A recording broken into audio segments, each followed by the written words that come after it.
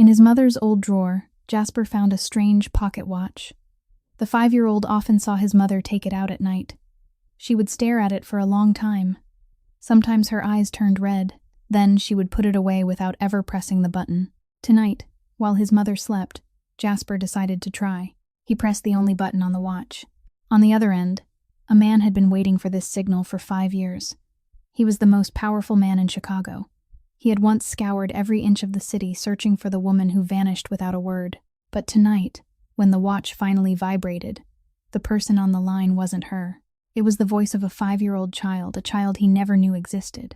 If this story touched your heart, hit the like button to support us. And don't forget to subscribe so you never miss another meaningful story. But to understand how a simple watch changed everything, we have to go back to that rainy night in Chicago. The high-stakes negotiation meant nothing the moment the vibration started. Inside the desk drawer, a ghost was coming back to life. Tristan froze, the multi-million-dollar contract in his hand, suddenly feeling like worthless paper. The vibration was faint, barely a hum against the wood of the desk. But it was enough for Tristan to know. He froze, his breath hitching as everyone in the room looked at him in confusion. One of the partners asked if something was wrong, but Tristan didn't answer. He apologized, rose from his seat, and walked toward the desk. He opened the drawer. The pocket watch lay there, a small light blinking to signal that something was coming through. 5 years. That watch had been silent for 5 long years. Tristan picked it up and strode out onto the balcony. The night wind off Chicago struck cold against his face, but he felt nothing except the pounding of his own heart inside his chest. He pressed the connection button and raised the watch to his ear. He waited for a familiar voice, the voice he had missed for 5 long years. But it wasn't hers. The voice that came through belonged to a child. "Hello? Is anyone there?" Tristan frowned. He asked who this was, his voice still controlled even as something inside him was thrown into turmoil. "My name is Jasper. I'm 5 years old," the child answered, his voice as clear as the ringing of a bell. Tristan went silent for a beat, then asked the boy where he had found the watch. Jasper said he had discovered it in his mother's drawer, hidden beneath several spools of sewing thread. The boy said that his mother often took it out at night, stared at it for a long time, and then put it away again. Tonight she had gone to sleep early because she was tired, so he had decided to see for himself what was so special about it. As Tristan listened, every word from the child felt like a missing puzzle piece falling into place, filling the void he had carried for 5 years. Jasper continued, oblivious to the storm he was stirring. His mother worked as a nurse at a small clinic in town, leaving early in the morning and coming home very late. His daddy Connor was seriously ill and could no longer work, so his mother had to take more shifts to earn enough money. The boy spoke in a calm, matter-of-fact tone, as though this were ordinary life. But Tristan could hear the weariness hidden beneath those simple words. "Who are you?" Jasper asked suddenly. "Why has my mom kept this watch for so long? Are you very important to her?" Tristan didn't answer right away. He looked out over the city lights below, millions of sparks flickering like stars that had fallen to the earth. 5 years ago, he had given that watch to a woman with a promise that if she ever needed him, all she had to do was press the button, and he would come. She had never pressed it. Not until tonight. "What's your mother's name?" Tristan asked, his voice gentler now. "Rosalie," the boy answered at once. Tristan tightened his grip on the watch until his knuckles turned white. Rosalie. It was her. After 5 years, he had finally found her. Not through all the resources he had used to tear the city apart searching for her, but through a call from a curious 5-year-old child. "Where are you, Jasper?" Tristan asked. "Crescent Falls. It's close to a really big lake," the boy replied. Tristan knew the place. A small town by Lake Michigan, about 3 hours from Chicago by car. Peaceful, remote, completely unlike his world. A perfect place to disappear. "Jasper," Tristan said slowly, "I'm going to ask you something. Can you keep a secret?" "What secret?" the boy asked, his voice bright with curiosity. "Don't tell your mother that you called me, all right?" There was silence for a moment. Then Jasper said, "Okay, I'm really good at keeping secrets." Tristan smiled for the first time that night. "Good, I'm going to come see your mother." "You're really coming?" Jasper asked, and there was a note of excitement in his voice. "I am," Tristan said. "I promise." The call ended. Tristan stood on the balcony, letting the Chicago night wind sweep across his face. Below him stretched the city that never slept. Millions of lights flickering like a river of stars poured down upon the earth. But he saw nothing except the name that had just echoed through his mind.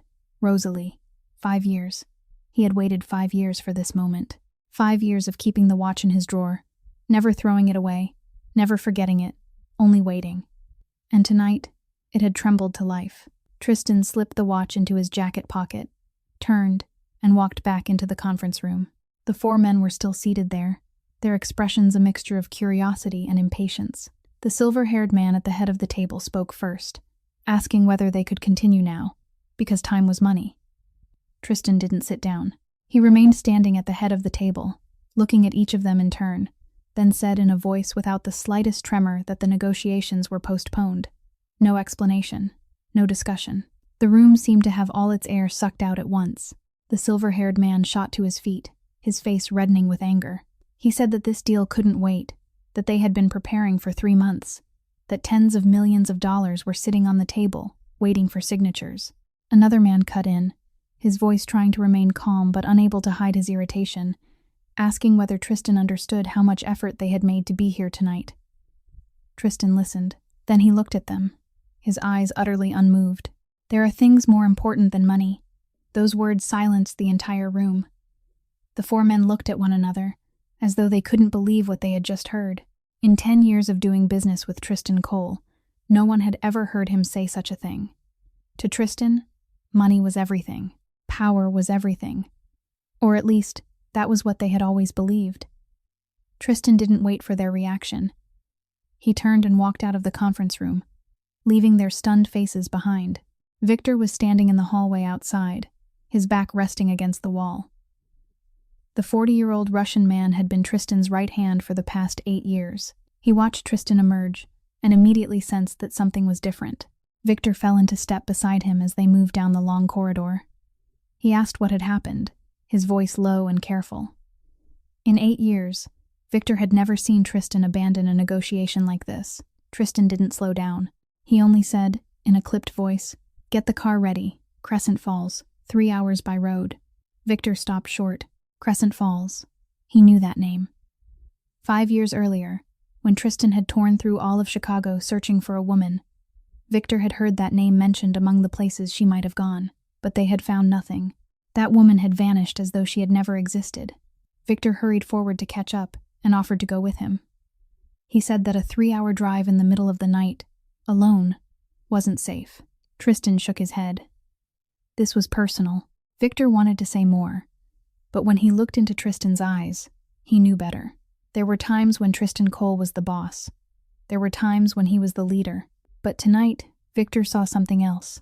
Tonight, Tristan Cole was only a man going to find what he had lost. Victor gave a small nod and stepped back. He said only one thing before Tristan entered the elevator. "If you need anything, call." Tristan didn't answer, but he gave the slightest nod. The elevator doors closed. In his private room, Tristan changed out of his 3-piece suit and into a black leather jacket and jeans. He took his car keys from the drawer and slipped his wallet into his back pocket. Before leaving, he stopped in front of the mirror. The man staring back at him had steel-gray eyes, a faint scar running along the left side of his jaw, and the face of someone who had seen too many dark things in this life. But tonight, there was something else in those eyes. Hope, small but unmistakable. Tristan took the watch from the pocket of his discarded suit jacket and held it in his palm for a moment. The small light had gone dark. The screen returned to the same silence it had known for 5 years. But now he knew. On the other end, there was no longer an endless emptiness. There was a small town by the lake. There was a woman named Rosalie, and there was a 5-year-old boy named Jasper. He tucked the watch into his jacket pocket, directly above his heart. The parking garage was quiet at midnight. The sound of Tristan's footsteps echoed against the concrete as he walked toward the sleek black car parked in the corner. He opened the door, slid into the driver's seat, and started the engine. It roared awake like a beast rising from sleep. The car surged up the ramp, out of the garage, and into the flow of Chicago's night streets. Tristan drove north, cutting through roads whose every turn and shadow he knew by heart. The city lights slowly receded in the rearview mirror. The skyscrapers grew smaller and smaller, until at last they vanished behind the horizon. Ahead of him lay darkness and the long road. 3 hours. Just 3 more hours, and he would see her again. 5 years of waiting were almost over. The highway at night lay empty, like a black ribbon stretching into infinity. Only the headlights of the car tore through the darkness ahead. And now and then there came the passing streaks of long-haul trucks moving in the opposite direction. Tristan kept a steady grip on the wheel, his eyes fixed on the road ahead, but his mind was somewhere far away. 3 hours of driving, long enough for memory to find its way back. He remembered that night, 5 years ago. He had just returned to the safe apartment after a 3-day business trip. The door opened, and he knew at once that something was wrong. The apartment was empty. Not empty because things were missing. Empty because she was missing. Rosalie's clothes were gone from the closet. The books she used to read were no longer on the shelf. Even the mug she used every morning was no longer in the kitchen. All that remained was a small note on the table. Her familiar handwriting hurried across the page. "Don't look for me. This is my choice." No explanation. No farewell. Not another word. Tristan had stood there for a very long time, the note in his hand, reading it over and over as though the letters might somehow rearrange themselves into a different message. But they didn't. She was gone, and she didn't want him to look for her. But he looked anyway. For 2 long years, he used every resource, every connection, turning over every corner of Chicago and the surrounding cities. Rosalie disappeared, as though she had never existed. No trace, no sign, not a single clue. She had learned too well how to vanish. Perhaps because she had spent her whole life running. He remembered the day he decided to stop. Not because he had run out of hope, but because he realized that maybe she truly didn't want to be found. He placed the pocket watch in the drawer of his desk, the same watch he had given Rosalie with the promise that he would come whenever she needed him. He didn't throw it away. He simply put it somewhere he could see every day, a reminder that the promise was still alive, even if the person who had received it was no longer beside him. And now, 5 years later, the signal had come, not from Rosalie, but from a curious 5-year-old boy named Jasper. Life sometimes had strange ways of arranging things. A green highway sign appeared in the sweep of his headlights. Crescent Falls. 30 miles. Tristan glanced at the clock on the dashboard. Nearly 5 o'clock in the morning. He had been driving for almost 3 hours without stopping. In the east, the horizon had begun to shift from black to pale gray, slowly taking on a faint wash of rose and orange. Dawn was coming. 20 minutes later, the car turned off the highway and onto the smaller road leading into town. Crescent Falls appeared before Tristan like a painting from another age. The small town rested beside Lake Michigan, with weathered wooden houses standing close together along the main road. A few fishing boats were moored by the shore, the water lying still and reflecting the first light of the new day. There were no towering buildings, no shrill horns, no frantic rhythm like Chicago. Here, time seemed to slow, as if the whole town breathed to a rhythm of its own, unhurried and at peace. Tristan drove slowly through the streets, his eyes searching for the house Jasper had described. The pale blue house, near the lake, at the end of the road. He found it after a few minutes, a small 2-story house, painted blue that had faded with time, with a moss-stained brown roof and a white wooden fence surrounding the tiny front garden. Modest, simple, very different from the penthouse he had left only a few hours earlier. Tristan parked some distance away, beneath the branches of a large maple tree. He killed the engine and sat quietly in the car, watching. His heart was beating faster than usual, though on the outside he still wore the same expressionless face he always did. A few minutes passed. Then a warm yellow light came on in the kitchen. Someone was awake. Tristan stared at the window, trying to make out the figure inside, but the curtains blocked his view. His heartbeat quickened with every passing second. Then the front door opened. A woman stepped onto the porch. Tristan stopped breathing. Rosalie. It was her. Chestnut brown hair tied neatly at the nape of her neck. A slender frame in pale blue nurse's scrubs. She was thinner than he remembered, more tired. The lines of her face were sharper, as if the past 5 years had taken too much from her. But it was still her. Still his Rosalie. She was locking the door, getting ready to leave for an early shift. Her bag hung over her shoulder. Her steps hurried as she moved down the porch stairs. Tristan started to open the car door, but he stopped. A man appeared from the corner of the street, his steps uneven, obviously drunk. He moved to block Rosalie's path, muttering something under his breath. Rosalie stopped and took a step back. Tristan tightened his grip on the steering wheel, his eyes never leaving the scene unfolding in front of him. The drunken man was Hank Miller, a familiar face in town. He worked at the shipyard near the harbor and was known for drinking far more than he ever worked.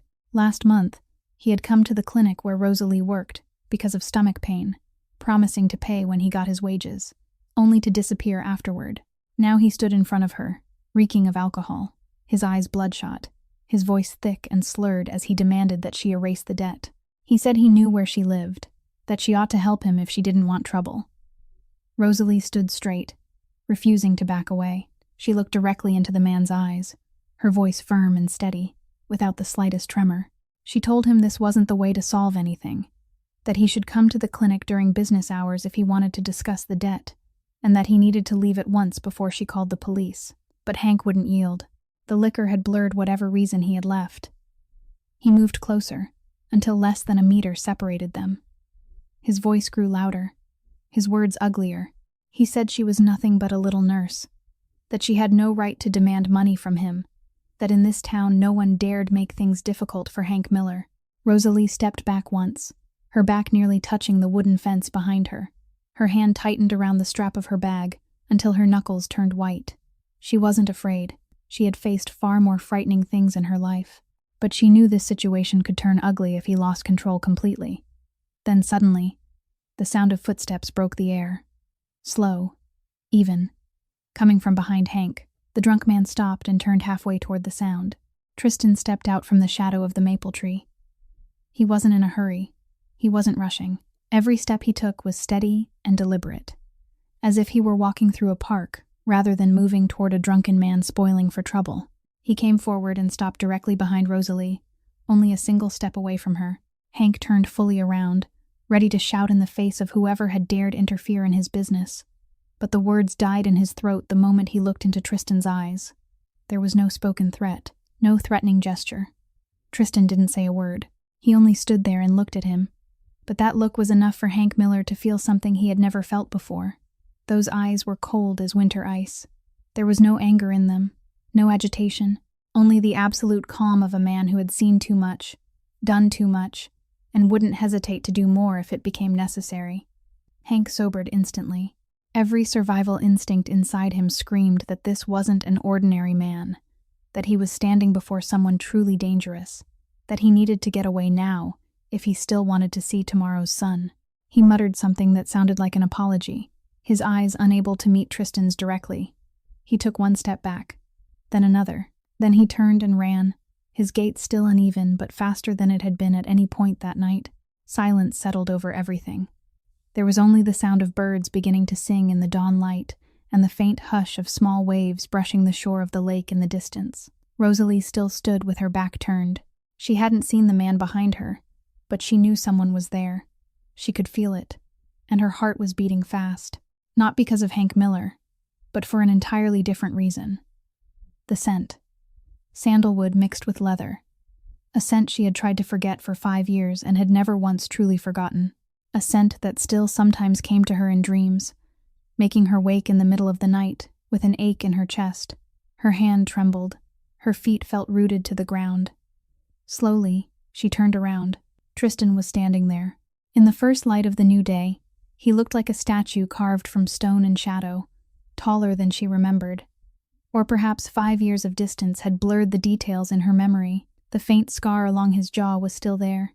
His eyes were still as sharp as ever. But something was different. In the way he looked at her, there was something she didn't dare name. 5 years. 5 years since the last time they had looked at one another. 5 years since the night she had left with a note and a pocket watch. 5 years of trying to build a new life, trying to forget the past, trying to persuade herself that she had made the right choice. And now he was here, standing in front of her, as if those 5 years had been nothing more than a long sleep and they had only just awakened.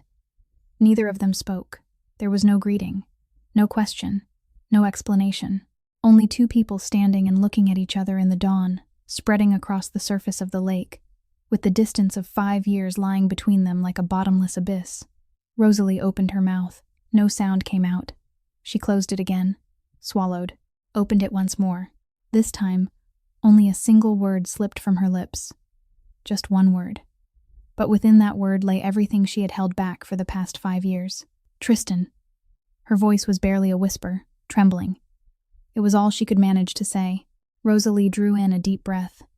She forced herself to regain control, pushing all the emotions surging inside her down into the deepest part of herself. Little by little, her expression turned cold, the kind of coldness she had learned after years of protecting herself. She looked straight into Tristan's eyes, and when she spoke, her voice no longer trembled. "Why are you here?" It wasn't a question. It was a demand for an explanation. Tristan looked at her, his expression still calm, as if he hadn't just driven 3 hours through the night to get here. "Someone called me." Rosalie frowned. She didn't understand what he meant. "I didn't call you." Her voice hardened. "I never called." "Not you," Tristan replied, his voice still even. "Jasper." The name hit Rosalie like a blow to the chest. Her face went pale. No, that couldn't be possible. Jasper didn't know what the watch was for. He had only thought it was one of his mother's old keepsakes. She had hidden it carefully, or at least she had believed she had. "He found the watch in your drawer," Tristan continued, each word like a stone dropped into still water. He was curious about who was on the other end. So he pressed the button. Rosalie clenched her hands so tightly that her nails bit into her palms. She would talk to Jasper later. She would explain it to him. But first, she needed Tristan to leave. "You need to go," she said flatly, her voice hard as steel. "Right now." Tristan didn't move. He stood there like a wall, solid and unshakable. 5 years, Rosalie," he said, his voice lower now. "You vanished for 5 years. That was my choice." Rosalie shot back at once, as if she had been carrying that answer inside her for a very long time. "I had the right to choose my own life." "You left a note," Tristan said slowly, each word measured with care. "No explanation. No goodbye. Just a few scrawled lines, and then you disappeared as if you had never existed." "I was clear in that note," Rosalie replied. "Don't look for me. That was all you needed to know. But you kept the watch." Tristan looked directly into her eyes, his steel gray gaze cutting straight through her. 5 years. You didn't throw it away." Rosalie couldn't answer. She wanted to say that she had only kept it because she forgot about it, that it meant nothing, that she had meant to throw it away many times. But every one of those things would have been a lie, and she knew Tristan would see through it. He always knew when she lied. She turned her face away, unable to look into his eyes any longer. "There was never any place for us in your world," she said, her voice quieter now, as though her strength were beginning to drain away. "There never was." Tristan started to say something. His lips parted, but before the words could come, the front door behind Rosalie suddenly opened. The sound of small footsteps came quickly across the wooden porch. "Mom, who are you talking to for so long?" Jasper's voice rang out, bright and curious. Then he stopped short when he saw the man standing in front of his mother. His amber eyes widened. For one suspended moment, he simply stood there, staring at Tristan without blinking. Then his face lit up like the rising sun. "You," Jasper cried, his voice full of excitement. "You're the man in the watch. You really came." Before Rosalie could stop him, Jasper ran down the steps and straight toward Tristan. He stopped less than half a meter away and looked up at him with shining eyes.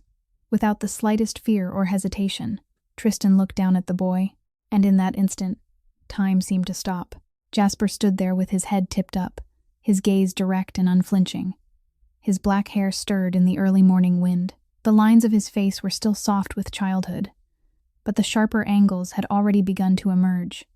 A slightly square chin, a straight nose, and the way he looked directly into another person's eyes without ever looking away. Tristan felt as though someone had struck him squarely in the chest. There was something terrifyingly familiar about this child. Not the vague kind of familiarity that slips through memory like mist, but the kind that comes when a man looks into a mirror every morning. That black hair, that shape of the jaw, that unwavering gaze. Only the amber eyes belonged to Rosalie. Everything else. Tristan felt his heart begin to pound harder. Something wasn't right here, or perhaps it was too right. He calculated in silence. 5 years ago, Rosalie left. This boy was 5 years old. 9 months before she disappeared. He didn't have time to think any further. The front door opened again. A man appeared in the doorway. He was thin, his shoulders slightly bent, the unmistakable mark of long illness. His face was gaunt, his skin somewhat pale, but the man's eyes were still sharp, still alert, and they were fixed on Tristan with a look that held both curiosity and caution. Rosalie turned around, her voice touched with alarm. "Connor, you shouldn't be outside. It's still cold." The man named Connor didn't answer his wife. He remained standing there, looking at Tristan as if measuring the stranger who had appeared outside his home at dawn. Connor moved with a quiet, fragile dignity. Though his body was thin and weakened by illness, his back remained straight and his head held high. It was the gait of a man who had long been used to facing storms. Not the kind of storms that rose in boardrooms or across negotiating tables, but the real kind out on Lake Michigan, where a single squall could swallow an entire boat in the blink of an eye. He stopped at the edge of the porch and looked directly at Tristan. There was no surprise in his eyes. No fear. Only the calm of a man who had lived long enough to understand that fear did no good in moments like this. "Jasper, go inside now, son," Connor said to the boy, his voice gentle but leaving no room for argument. "Daddy needs to speak with the grown-ups for a while." Jasper looked at Connor, then at Tristan, then back at Connor again. He wanted to stay. He wanted to know what was happening, but he also knew when he was supposed to listen. "Yes, sir," the boy said softly, then ran back into the house. But before the door closed, he turned to look at Tristan one more time, his amber eyes shining brightly. Connor stepped down from the porch and came to stand beside Rosalie. He didn't touch her. He didn't pull her toward him. But the place where he stood said everything. "This is my wife. This is my family. I will protect them." "Tristan Cole," Connor said, his voice even. It wasn't a question. It was a statement. Tristan was slightly surprised.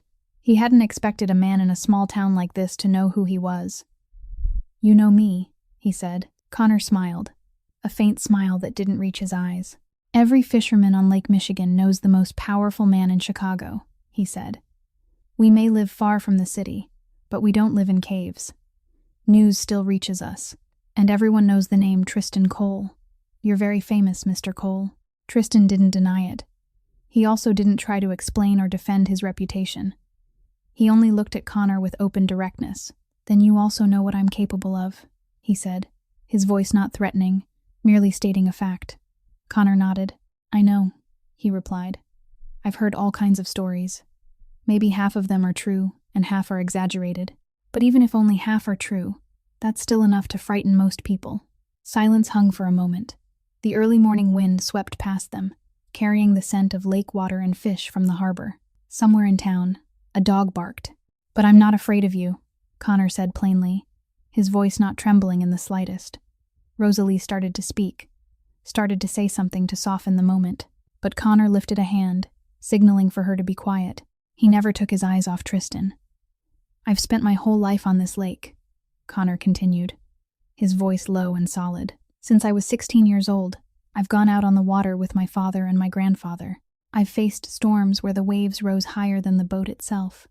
I've watched friends swept into the water and never come back. I've thought I was going to die at least 10 times in this life." He paused, looking Tristan up and down.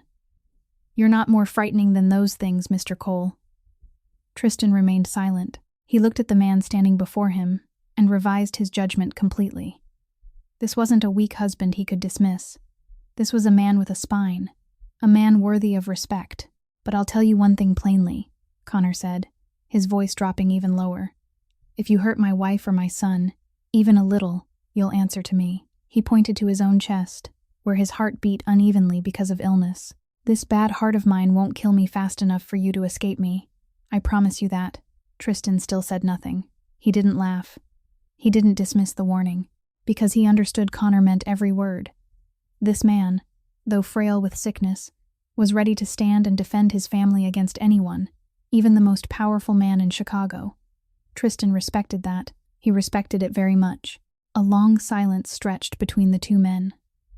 Rosalie stood beside them, anxious, looking from one to the other, unable to tell where this moment might lead. Then Connor did something completely unexpected. He stepped to one side and opened a path toward the house. "Come inside and have a cup of coffee," he said, his voice calm. as if the tense confrontation of a moment ago had never happened. Rosalie turned toward Connor, her eyes wide with shock. "Connor," she began, her voice filled with confusion. "What are you doing?" Connor looked at his wife, his gaze gentle but firm. "Anyone who made you keep that watch for 5 years deserves to hear the story," he said. "And I deserve to know what that story is too." Rosalie wanted to object. She wanted to say there was no story left to tell, that Tristan should leave right now, that the past ought to remain in the past. But when she looked into Connor's eyes, she knew he had already decided. And once Connor decided something, no one changed his mind. Connor turned back to Tristan. "You came from Chicago and drove all night," he said. "The least you should have is a hot cup of coffee before we talk. That's how we treat guests in this town, whether they're invited or not." Tristan looked at Connor, then at Rosalie, then back at Connor. He gave a single, slow nod. Together, they moved toward the door of the small blue house. Rosalie went first, her back stiff as a board. Connor followed, his steps slower because of his illness. Tristan came last, and before crossing the threshold, he paused for a single second and looked up at the sky, growing lighter by the moment. For 5 years he had searched for her, and now he was stepping into the house where she had lived all that time. He drew in a deep breath, then walked inside. The kitchen was small but warm, with white painted wooden cabinets that had begun to peel a little with time, and a 4-chair dining table set right in the middle of the room. The early sunlight streamed through the window, casting warm golden bands across the wooden tabletop. On the kitchen shelf sat a few small potted plants, a vase of wildflowers, and family photographs in simple wooden frames. This was the kitchen of an ordinary family, an ordinary life, very different from the world Tristan was used to. Rosalie stood at the stove making coffee. Her hands trembled slightly as she held the kettle, and she had to use both hands to pour without spilling. She could feel Tristan's eyes on her back, could feel the weight of that gaze pressing against her shoulders, but she didn't turn around. She wasn't ready yet. Connor sat at the head of the table, where he always sat for every meal. Tristan sat across from him, his back straight, his face unreadable. The two men looked at each other in silence. Neither spoke, but neither looked away. The sound of small running footsteps broke the tension. Jasper appeared in the kitchen doorway, his face shining, and ran straight to the empty chair beside Tristan, as if that were the most natural thing in the world. The boy didn't understand the strain in the room between the adults, or if he did, he didn't care. To him, the man from the watch had really come, and that was the most wonderful thing imaginable. "Where did you come from, mister?" Jasper asked, tipping his face up toward Tristan with those curious amber eyes. "Chicago," Tristan answered. "Is Chicago very far?" 3 hours by car. "You drove all night?" "Yes." "Why?" Tristan looked down at the boy. His gaze softened a little. Only a little, but enough for Rosalie to notice from where she stood. "Because you called me." Jasper grinned, showing baby teeth with one missing. The boy was clearly very proud that he mattered enough to make a grown man drive all night just to see him. Rosalie set down 2 cups of coffee on the table, one in front of Connor and one in front of Tristan. She avoided looking into Tristan's eyes, avoided letting their hands brush even for a second. Then she sat in the remaining chair, as far from Tristan as the little kitchen allowed. Connor watched everything in silence. He took a sip of coffee, his eyes never leaving Tristan and Jasper. Jasper continued his innocent interrogation. "What do you do for work?" "Business," Tristan answered shortly. "What's business?" "Buying and selling things." "Everything?" The boy's eyes widened. "Even candy?" Tristan almost smiled. "Even candy. Are you married?" "No." Jasper tilted his head, thinking. "Why not?" Children's questions were always direct to the point of cruelty. Tristan was silent for a moment before answering. "Because I haven't found the right person." "Do you have kids?" That question cut through the kitchen like a bullet. The air froze. Rosalie dropped her teaspoon, and the sound of metal striking tile rang sharp in the silence. Connor set his coffee cup down, his eyes moving straight to Tristan and then toward Rosalie, as if he were beginning to understand something. The powerful man looked at Jasper for a long moment. The boy sat beside him, his head tipped slightly to one side, waiting for an answer. Black hair falling over his forehead, bright amber eyes, a slightly square chin, that thoughtful tilt of the head. "I don't know," Tristan finally said, his voice lower now. Connor stood up. "Jasper, why don't you go outside and play with Grandpa for a little while?" he said, his voice calm but firm. "Let the grown-ups talk." "But I want to stay with Mr. Tristan," Jasper said. "Be good," Connor replied. "Go outside. I'll be right there." Jasper looked at Connor, then at his mother, then at Tristan. At last he nodded, slid down from the chair, and ran toward the back door. But before going all the way out, he turned back to Tristan and said, "Don't go anywhere, okay? I still have lots of questions." Then he disappeared into the yard. Connor looked at Tristan, then at Rosalie. He didn't say a word, but his eyes said everything. He had lived with Rosalie for 3 years. He had loved Jasper like his own son, and he wasn't a fool. "I'll go keep an eye on Jasper for a little while," Connor said to his wife, then walked toward the back door. Before stepping outside, he paused, didn't turn around, but spoke loudly enough for both of them to hear. "Some stories need to be told. Don't let them rot forever in the dark." Then he stepped out and closed the door behind him. Silence settled over the kitchen. There was only the ticking of the wall clock, and Jasper's laughter drifting in from outside. Tristan looked through the window. Jasper was playing in the yard with Connor, running over the grass, laughing like any other 5-year-old child. Tristan studied him more closely than before, more closely than ever. Black hair, like his, features that were beginning to sharpen as the roundness of childhood slowly faded, like his. The way the boy tilted his head when he thought, touching one finger to his lips, like his.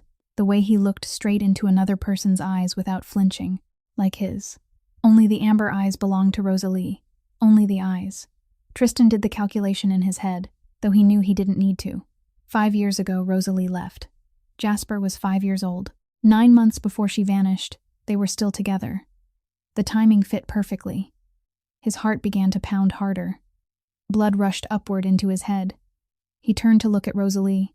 She was sitting there, staring down into her cup of coffee gone cold, unable to lift her eyes. Her shoulders trembled faintly. "How old is Jasper?" Tristan asked, his voice low and rough. Rosalie didn't answer. "Rosalie," he said her name again. "Look at me." Each word landed like an order that couldn't be disobeyed. Slowly, she lifted her face. Her eyes were red-rimmed. Tears had already begun to spill down her cheeks. She knew he had seen it. "The boy is 5 years old," Tristan said slowly, each word clear. "You left 5 years ago. 9 months before that, we were still together." He didn't need to finish the sentence. They both knew how it ended. "Jasper is my son." It wasn't a question. It was a statement. Rosalie didn't deny it. She didn't nod. She didn't say anything at all. She simply sat there, tears sliding down her cheeks, looking at him with eyes full of pain and guilt. And that was the clearest answer he could possibly have received. The back door opened. Connor stepped inside, his movements slow but steady. He stopped in the kitchen doorway and took in the scene before him. Rosalie was sitting at the table, tears streaming down her face, her shoulders trembling. Tristan stood by the window with his back to the kitchen, motionless as a statue carved from stone. Connor understood at once what had happened. He didn't need anyone to explain it. He had known this moment would come for a long time, perhaps from the very day he first saw the pocket watch in Rosalie's drawer. "Jasper is outside playing," Connor said calmly, his voice not wavering in the slightest. "I asked Maggie from next door to come watch him for a little while. She brought some cookies she had just baked, and the boy loves them." Rosalie rose to her feet, meaning to leave the kitchen. She needed air. She needed to escape this room, escape Tristan's gaze, escape the crushing weight of the truth that had just been laid bare. But Connor gently placed a hand on her shoulder and stopped her. "Go lie down for a while," he said, his voice soft but firm. "Go to the bedroom and rest. Let me speak with Mr. Cole." Rosalie looked at her husband. Then she looked at Tristan, who was still standing with his back to both of them. She wanted to say something, wanted to explain, wanted to apologize, but no words came from her lips. In the end, she only nodded, exhausted and drained, then walked into the other room and closed the door behind her. The two men were left alone in the small kitchen. Connor walked to the table and poured more coffee into 2 cups. He pushed one toward the empty chair where Tristan had been sitting earlier. "Sit down," Connor said. "This is going to be a long conversation." Tristan turned around. He looked at Connor for a moment, then walked over and sat down. But he didn't touch the coffee. Connor sat across from him, took a sip from his own cup, then set it down. He looked straight into Tristan's eyes without hesitation. "You knew," Tristan said. It wasn't a question. It was a statement. Connor nodded slowly. I always knew Jasper wasn't my son. Silence. The wall clock ticked. Jasper's laughter drifted in from far off, mingling with Maggie's voice. Rosalie never told me, Connor continued, his voice as calm as if he were speaking about the weather. But I didn't need to ask.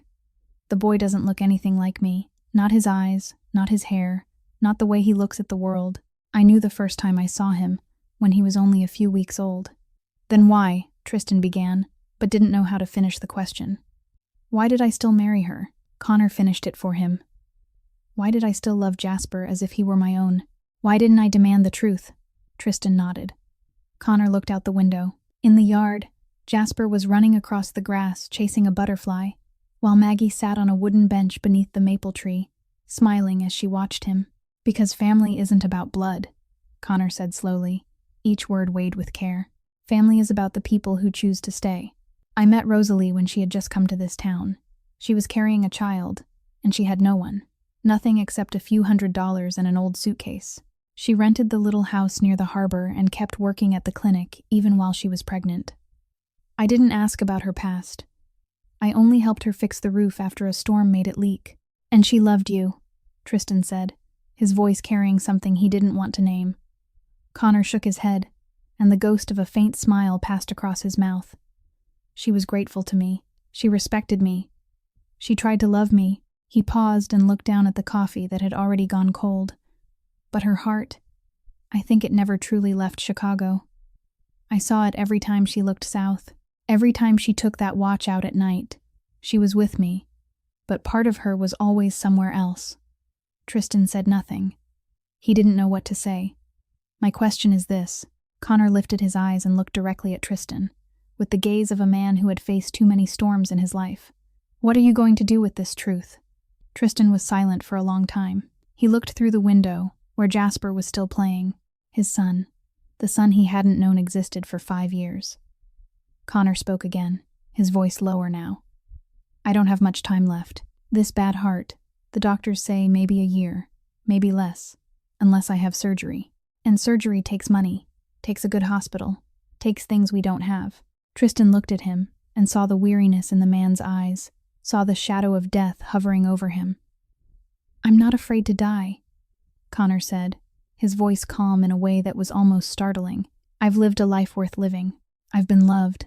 I've been a father. I've had a family. I have nothing to regret. He paused and looked out into the yard where Jasper was laughing. I'm only afraid of leaving my wife and son with no one to protect them. Rosalie is strong, but she can't do everything alone forever. And Jasper, the boy needs a father.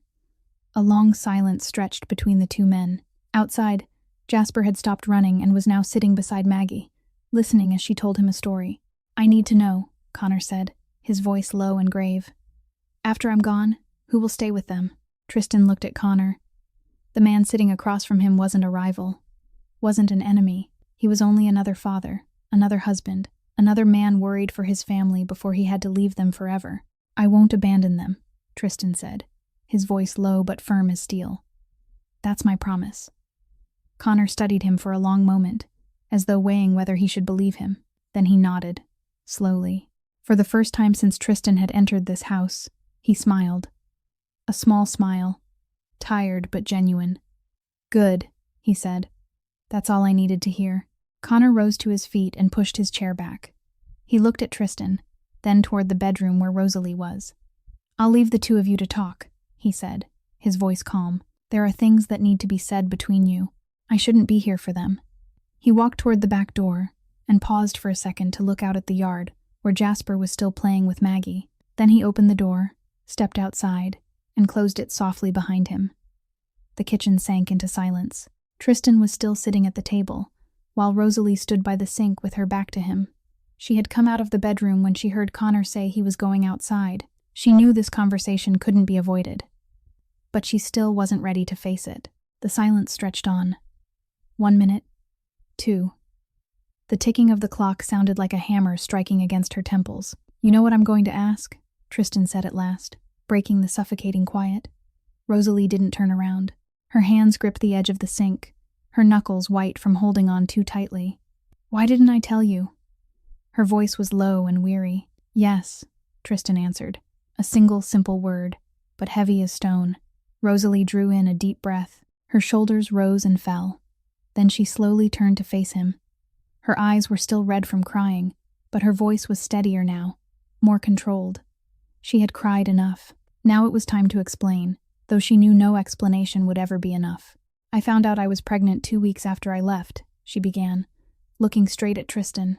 "By then I had made it to a small town in Indiana, and I was working at a diner to earn money. I started getting sick every morning, and then I knew." Tristan listened, his face unreadable, though his eyes couldn't hide the pain inside him. "At first, I was going to come back," Rosalie continued, her voice trembling slightly. "I was going to call you and tell you. I even picked up the watch, with my finger on the button." She stopped and swallowed. "But then I started thinking about your life, about your world, and I couldn't press it." "What was wrong with my life?" Tristan asked. His voice was controlled, but something was boiling beneath that calm surface. "Nothing was wrong with it," Rosalie answered quickly. Then she stopped, choosing her words carefully. "It was dangerous." She looked directly into his eyes for the first time since he had entered the house. "I was with you for a year, Tristan. I lived in that apartment. I saw you coming and going at strange hours. I heard the phone calls in the middle of the night when you thought I was asleep." Her voice shook faintly as the memories came rushing back. "I saw men come to see you and never appear again. I saw blood on your shirts that you tried to hide, bruises you said came from falling. I'm not stupid, Tristan. I know who you are. I know what kind of world you live in." Tristan didn't deny it. He couldn't. Everything she said was true. "I didn't want my son growing up in that world," Rosalie said, her voice hardening, as if she were reminding herself of the reason she had made her choice 5 years ago. "I didn't want Jasper becoming a target for your enemies. I didn't want him growing up seeing the things I saw. I didn't want him learning how to." She stopped and swallowed against the tightness in her throat. "Become you." The words hit Tristan like a blow to the chest. He sat there in silence, feeling the weight of every one of them. She had left because she was afraid of him. Not afraid that he would hurt her, but afraid that his world would swallow their son whole. The silence stretched. When Tristan finally spoke, his voice was low and pained, nothing like the cold control he usually carried. 5 years, Rosalie. You took 5 years from me." "I know," Rosalie whispered, her eyes filling again. 5 years when I didn't know my son existed," Tristan went on, each word landing like a bullet. 5 years when I didn't get to watch him grow up. His first steps, his first words, his first birthday. The first time he called someone father. He stopped, his voice catching. "And that someone wasn't me." Rosalie lowered her head. Tears fell onto the tile floor, one drop after another. She had no defense. There was nothing she could say that would erase the 5 lost years. "I'm sorry," she whispered, her voice broken. "I thought it was the best way. I thought I was protecting him. I thought if you didn't know, you wouldn't be hurt, and Jasper would be safe." "Protecting him by taking away his father?" Tristan asked, bitterness in his voice. "You thought that was protection?" Rosalie didn't answer. She couldn't, because looking back now, she no longer knew whether she had been right or wrong. She only knew that she had been afraid, and that fear had shaped every choice she had made for the last 5 years. A heavy silence filled the kitchen. Neither of them spoke. Neither looked at the other. There was only the sound of ragged breathing and the relentless ticking of the clock. Then suddenly, a cough burst out from the living room, the sound of a child coughing, harsh, repeated, as if someone couldn't breathe. Rosalie spun around, every thought of their confrontation vanishing in an instant. "Jasper!" she cried, then ran toward the living room, leaving Tristan standing alone in the kitchen. Rosalie ran into the living room, her heart pounding wildly against her ribs. Tristan came right behind her, his strides long and quick. Jasper was sitting on the sofa, bent forward, coughing so violently that his whole small body shook with every fit. His face was flushed deep red, and beads of sweat glistened across his forehead. Connor was kneeling beside him, one hand supporting Jasper's back, the other rubbing his chest, trying to help him breathe more easily. Maggie stood near the door, her face tight with worry, not knowing what to do. Rosalie rushed to her son and gently moved Connor aside. She put a hand to Jasper's forehead, and her face went pale at once. "He's burning up," she said, her voice filled with panic. Very high. She turned to Connor, her eyes wide with fear. I have to get him to a hospital. Connor nodded, but his face darkened. The car broke down last week. Rosalie spoke, her voice edged with despair. I haven't had the money to fix it. The mechanic said the whole part has to be replaced. It'll cost nearly $1,000. She turned in a circle as if looking for some kind of answer, but there was none. They were in a small town. There were no taxis, no night buses, and the nearest hospital was a 2-hour drive away. Where's the nearest hospital? Tristan's voice cut through the panic, calm and clear like an order. Riverside General, Connor answered immediately. About 2 hours south, near Traverse City. Tristan said nothing more. He moved quickly to Jasper and knelt in front of him. Jasper lifted his head and looked at him through amber eyes clouded with fever, but he still recognized the man from the watch. Can you stand up? Tristan asked, his voice gentler than anyone in that room had ever heard it. Jasper gave a weak nod and tried to rise, but his legs trembled and couldn't hold him. Tristan didn't wait another second. He bent down, slid one arm beneath Jasper's knees and the other behind his back, then lifted him, gentle but sure, as if he had done it 1,000 times before. Jasper didn't resist. He rested his head on Tristan's shoulder, his burning cheek pressed against the cool leather of Tristan's jacket. One small arm looped around Tristan's neck, clutching the fabric as though afraid of being left behind. There was no fear in him, only the absolute trust of a sick child who needed to be protected. My car is outside, Tristan said to Rosalie, his tone allowing no argument. We leave now. Rosalie didn't object. This wasn't the moment for pride or resentment. Her son had a high fever, was coughing as though his lungs might tear apart, and the man holding him had a car and could get him to a hospital. That was all that mattered now. She rushed to grab her purse and stuffed inside her wallet Jasper's insurance papers and a small bottle of water. Connor stood in the doorway, his thin body rigid, his face pale with worry. He wanted to come with them. That much was plain in his eyes, but his health wouldn't allow it. 2 hours in a car with his heart condition would only make things worse. I'll call the hospital and let them know you're coming, Connor said, his voice trembling slightly. So they'll be ready. Tristan nodded. Then he strode out into the night with Jasper in his arms, Rosalie running behind him. The black car was still parked beneath the maple tree, silent in the darkness. Tristan opened the back door with one hand and carefully laid Jasper inside. The boy curled on his side, resting his head on Rosalie's lap when she climbed in beside him. Tristan shut the back door, slid into the driver's seat, and started the engine. It roared to life, and the car shot out of the narrow road, heading south. This was the second time in less than 24 hours that Tristan had driven through the night. But this time was different.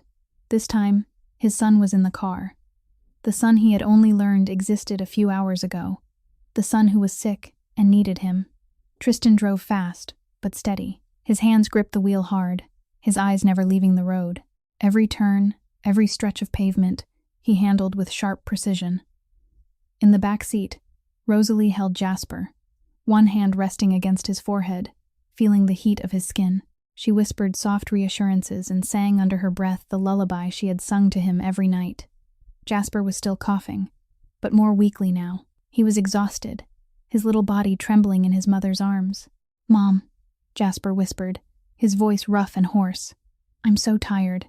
"Go to sleep, baby," Rosalie said, her voice thick with tears. "I'm right here. I'm not going anywhere." Jasper closed his eyes, but his hand still clung tightly to her shirt, as though afraid that if he let go, she would disappear. Tristan looked at them in the rearview mirror. He saw his son lying in Rosalie's arms, small and fragile. He saw the woman he had loved for 5 years, the woman who had taken his son from him, holding the boy with all the fierce devotion of a mother. His chest tightened. He pressed harder on the gas. 2 hours on the road. He would make it in 1.5. The landscape on either side of the highway blurred past in streaks of darkness. Forest, open fields, scattered houses. Everything melted into one endless band of black. Only the road ahead remained clear, lit by the glare of the headlights. At last, after 1 hour and 45 minutes, the lights of Riverside General appeared in the night. The white building rose tall and stark, the red cross on its roof blazing against the darkness. Tristan braked hard at the emergency entrance, the tires shrieking on the asphalt. He jumped out, yanked open the back door, and lifted Jasper into his arms. Rosalie ran after him, her bag striking against her hip. Together they rushed through the emergency entrance, where a team of nurses was already waiting. Connor had called ahead. Jasper was taken into the emergency room immediately. The nurses moved quickly, placing him on a gurney, checking his heartbeat, taking his temperature, and attaching monitors. A doctor on the night shift hurried in, giving crisp, practiced instructions. The gurney rolled through the frosted glass doors, and Rosalie started to follow, but a nurse gently placed a hand on her shoulder and stopped her. "Please wait outside," the nurse said, her voice kind but firm. "The doctor needs to examine him and run a few tests. We'll let you know as soon as we have the results." Rosalie wanted to protest. She wanted to say that he was her son, that she couldn't stand outside while he was sick, but she knew that would only slow things down. She nodded and swallowed the fear tightening around her throat. The glass doors closed. Rosalie stood there, her eyes fixed on the little window in the door, trying to catch a glimpse of her son inside, but the curtain had already been drawn. All she could see were shadows moving back and forth. Tristan stood beside her, silent, saying nothing. But he didn't leave. He stood there like a wall of stone, steady and unmoving, as if his presence was the only thing he could offer her in that moment. Time passed with the cruelty of torture. Every minute stretched like an hour. Every tick of the wall clock sounded like a hammer striking against her temple. The hospital hallway was quiet in the late hours of the night, broken only by the footsteps of passing nurses and the distant hum of medical machines from other rooms. 1 hour passed, then 2. Rosalie couldn't remain standing any longer. She sank down into one of the plastic chairs lined along the corridor, her head bowed, both hands covering her face. She wasn't crying. She had cried too much already that day. Now there was only exhaustion and the relentless ache of worry. Tristan was still standing. He didn't sit in the chair beside her. He remained leaning against the wall across from the emergency room door, his eyes fixed on that little square of glass, even though there was nothing to see. His arms were folded across his chest, his shoulders straight, his jaw locked tight. He was waiting the way she was waiting. At last, the door opened. The doctor stepped out, pulling off his mask, his expression calm. Rosalie jumped to her feet and rushed toward him. Tristan moved too, coming to stand just behind her. "Pneumonia," the doctor said. "A high fever caused by a respiratory infection. It looks like the boy has had symptoms for several days, but it wasn't caught in time. Fortunately, you brought him in early enough. We've given him antibiotics and medication to bring the fever down. He's stable now." Rosalie let out a trembling breath, and tears spilled over before she could stop them.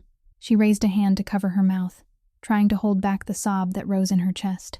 "He'll need to stay overnight for observation," the doctor continued. "If everything remains stable, he can probably go home tomorrow." "Can I see him?" Rosalie asked, her voice shaking. The doctor nodded and gave her a small smile. "Yes, he's asleep, but you can go sit with him." Rosalie didn't wait another second. She pushed through the door and went into the room. Tristan followed behind her, his footsteps quiet. Jasper lay in the hospital bed, small beneath the white sheets and the tubing of the IV line. His face was still pale, but no longer flushed bright red with fever as it had been before. His chest rose and fell in a steady rhythm, each breath soft and peaceful. Rosalie pulled up a chair beside the bed and took her son's small hand in hers. It was warm, but no longer burning with heat. She bent down and kissed Jasper on the forehead, whispering words of love that she didn't know whether he could hear or not. Tristan stood in the corner of the room, silently watching. He didn't move closer. He didn't want to intrude on that moment between mother and child. He simply stayed where he was, leaning against the wall, his eyes never leaving Jasper in the bed. The night stretched on. The hospital sank into the hush of the darkest hours before dawn. Only the steady beep of the heart monitor and Jasper's soft breathing broke the silence. Rosalie was exhausted. Her eyes felt heavy, and her body ached for sleep, but she didn't dare close them. She was afraid that if she did, something terrible would happen. She had to keep watch. She was his mother. That was her duty. She looked toward the corner of the room. Tristan was still there, standing in exactly the same place he had been since they entered. His eyes were still on Jasper, unwavering, without the slightest hint of fatigue or distraction. He didn't sit down. He didn't rest. He didn't leave. The most powerful man in Chicago, the man the entire underworld feared, was standing guard over a 5-year-old child through the night in a small rural hospital in Michigan. Rosalie looked at him, truly looked at him. For the first time in hours, she didn't look at him with defensiveness or resentment. She simply looked. And she remembered 6 years earlier, the night he had found her in the dark warehouse, the night he had saved her from the men who had bought her like property.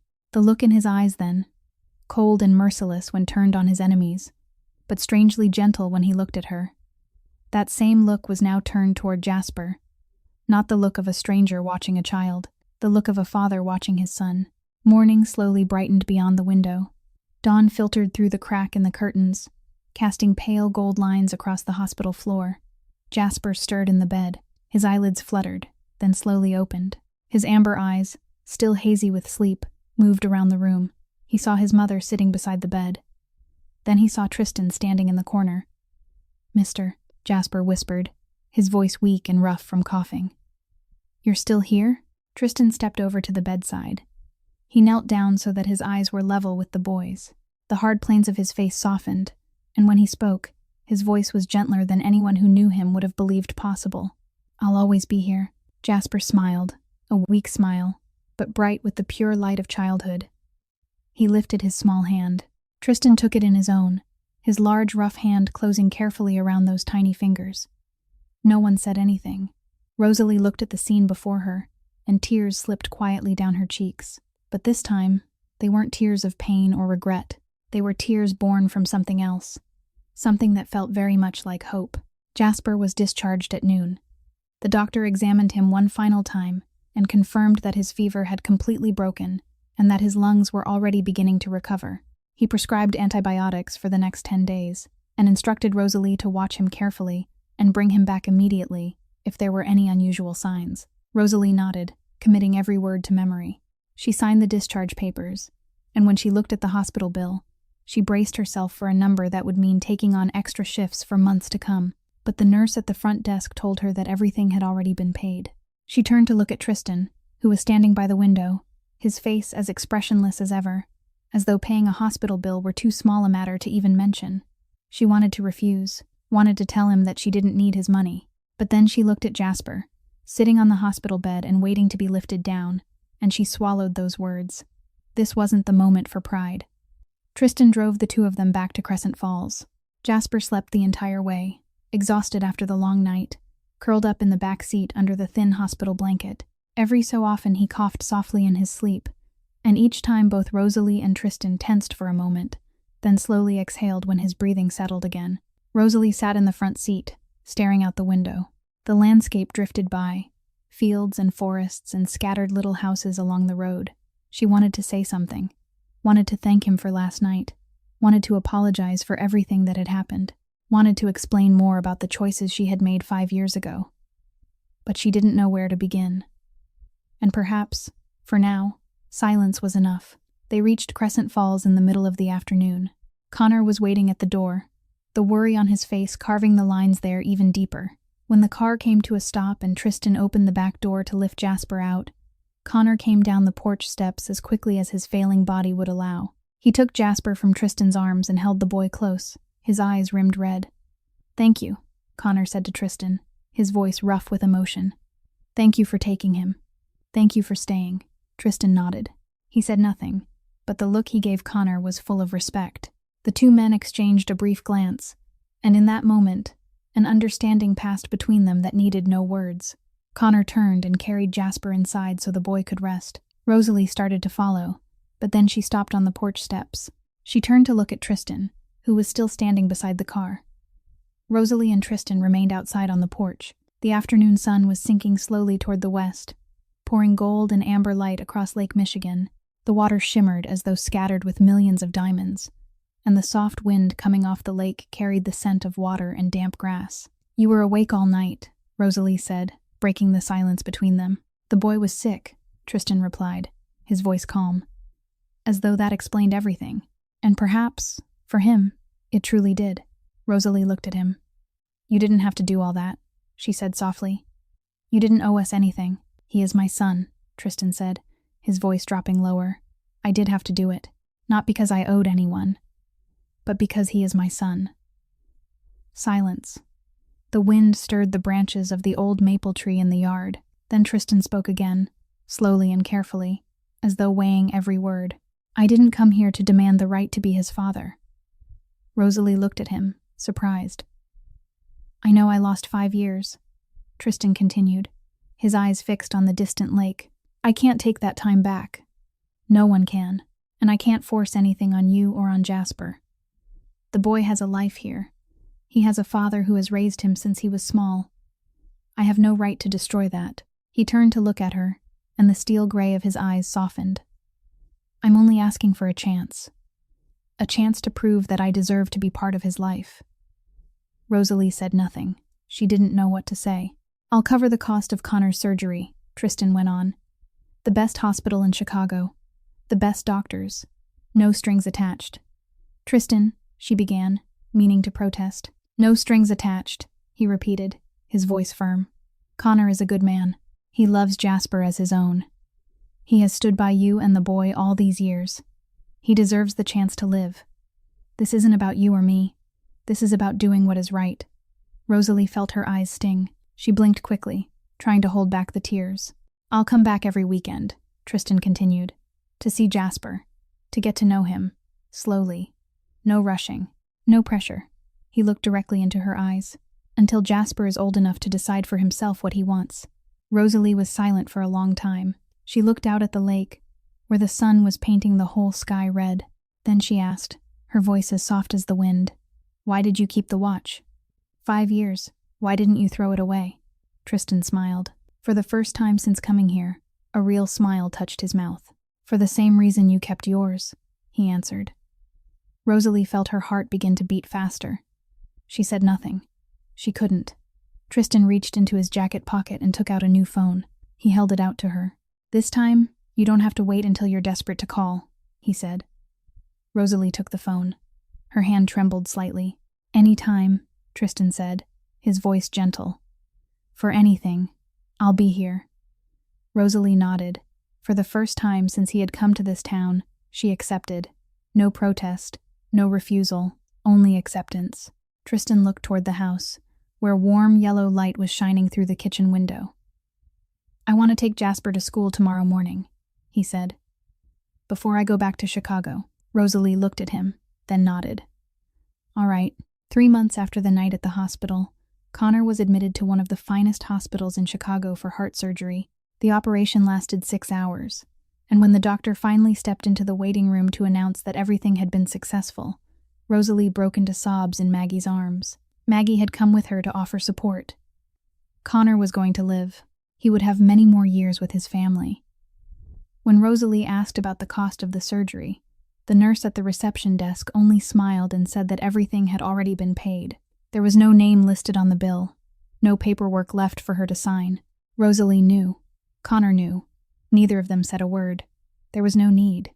6 months later, a small house in Crescent Falls went up for sale and quickly found a buyer. The buyer was a company from Chicago that no one in town had ever heard of, but everyone knew exactly who was using the house. Every weekend, the sleek black car appeared on the main road, and Tristan Cole stepped out and walked to the little house only a few minutes on foot from Rosalie's. People in town whispered. They were curious, but no one dared ask questions, and Jasper called it Mr. Tristan's house, running over there every Saturday morning as though it were the most natural habit in the world. 9 months later, life in Crescent Falls had found a new rhythm. Every weekend, Tristan taught Jasper how to play chess. The two of them sat across from each other at the small chess table in Tristan's new living room, while the afternoon light poured through the windows. Tristan taught the boy how to think several moves ahead, how to see farther than what stood plainly in front of him.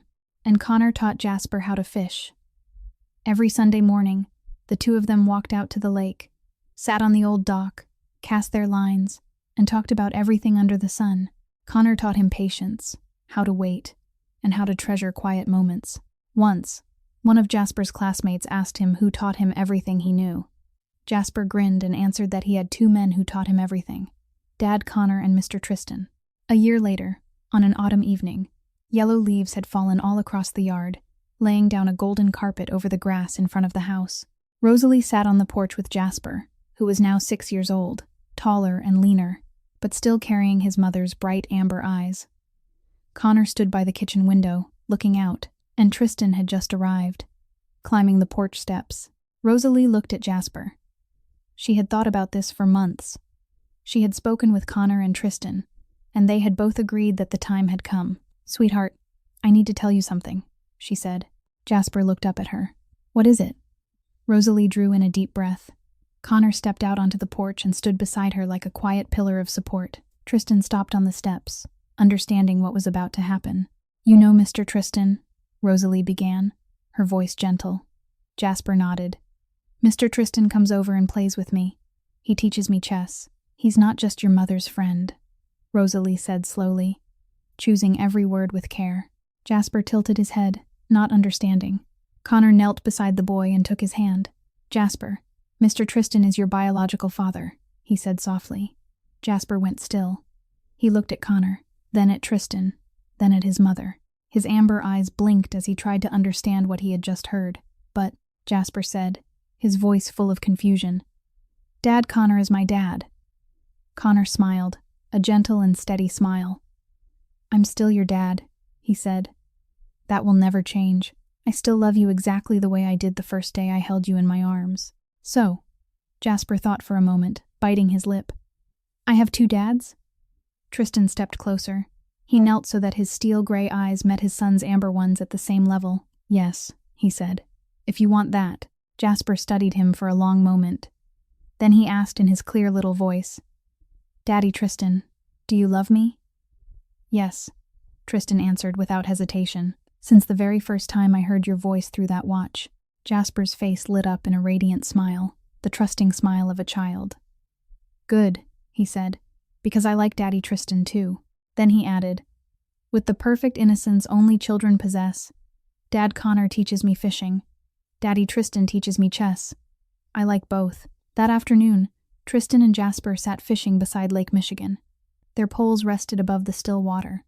The 6-year-old boy sat beside his biological father, chattering about school, about his friends, about the big fish he had almost caught the week before. Tristan listened, smiling now and then, a smile that no one would have imagined possible on his face 5 years earlier.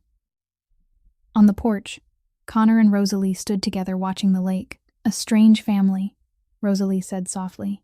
Connor smiled and took his wife's hand, but still a family. Rosalie looked at the two men in her life. One she was grateful to for standing beside her through the hardest years. One she had never truly stopped loving, no matter how hard she had tried to run for 5 long years. And their son laughed between them, happy in the way only a child could be happy. 5 years earlier, she had believed she had to choose. Now she understood that she didn't need to choose. She only needed to accept. 5 years earlier, Tristan Cole had been a man with no weakness. He had built his empire on coldness and discipline. Now he had 3 weaknesses: Rosalie, Jasper, and Connor too. 3 people who could wound him. 3 people who could make him give up everything. Yet strangely, he had never felt stronger. This story reminds us that a true promise doesn't have an expiration date. 5 years, 10 years, or a lifetime. If you truly mean to keep your word, you'll find a way. Sometimes the person we are waiting for doesn't call, but the call still comes, only in another form. A curious child, an old watch, a sleepless night, and most of all, family isn't about blood. Family is about the people who choose to stay, the people willing to sit awake all night in a hospital, the people willing to drive 3 hours through the dark, the people who love a child who isn't theirs by blood, as though that child were part of their own body and soul. If this story touched your heart, please press the like button to support us. Share this video with the people you believe will love this story too. And don't forget to subscribe to the channel so you won't miss the meaningful stories we share every day. We would truly love to know how this story made you feel. Do you agree that family isn't only about blood? Have you ever waited for someone for many years the way Tristan did? Leave a comment below and share what is in your heart. We listen, and we treasure every word you share with us. Goodbye for now, and we'll see you in the next video. We wish everyone watching this video good health, a joyful life, and peace in every day ahead. Farewell.